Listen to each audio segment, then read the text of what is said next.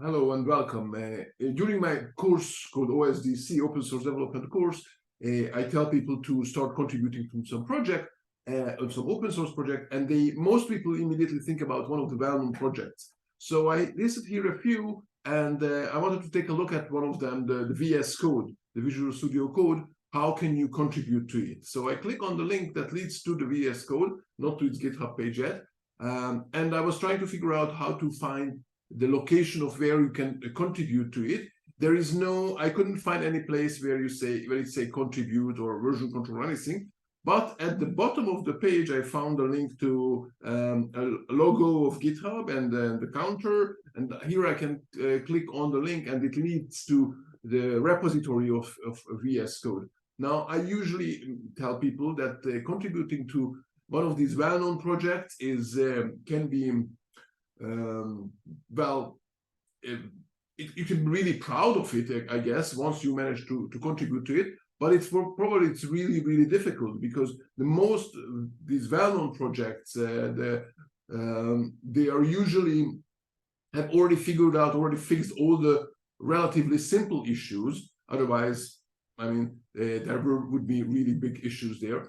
They wouldn't be that popular then. So to contribute to something simple, it will be really, really difficult.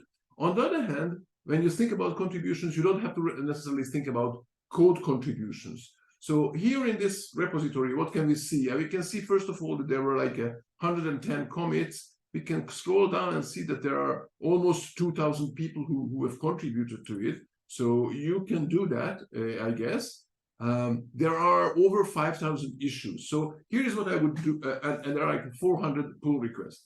So if I really, really wanted to contribute to the VS Code, to the source code of it, I would probably start reading the issues, trying to figure out if I understand an issue, and then start commenting on these issues. Okay, so I guess I go into the issues, and probably that would be the first thing I would do, try to figure out if there is something. Of course, unless I already have some issue that I wanted to fix. And then I would start searching for if that issue is really, if there is already someone who reported that issue. And if yes, then I would get into this discussion, enter the discussion and try to figure out what others think about it. If this problem that I encountered with VS Code hasn't been reported yet, then I would start by reporting it, opening an issue, and going from there.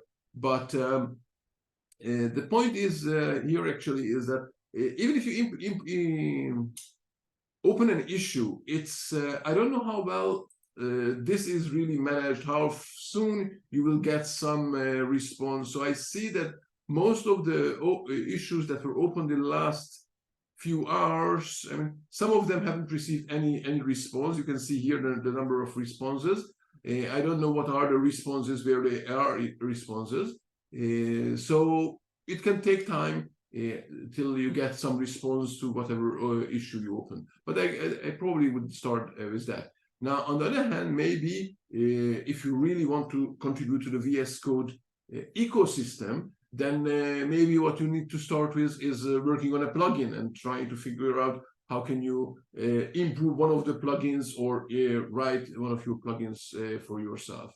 The other entry point sort of is the pull request. So I guess a difficult point for the developers, the maintainers of VS Code is deciding, evaluating basically the pull request. So there's something else we can try to help with, trying to figure out what these pull requests are, pick one of them and start figuring out. They should, I guess, be linked to some issues where there's some explanation.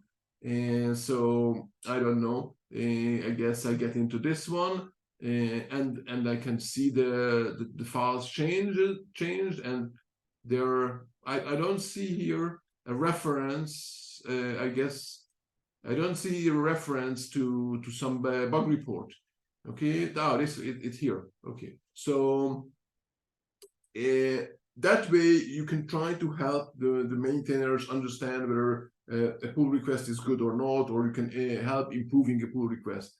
And then it will take time, a lot of time actually, with a project the size of VS Code to start contribute. But I hope that you'll manage to do this. and actually write me if you have managed to do this, and especially if after watching this video. So thank you for watching, and see you next time.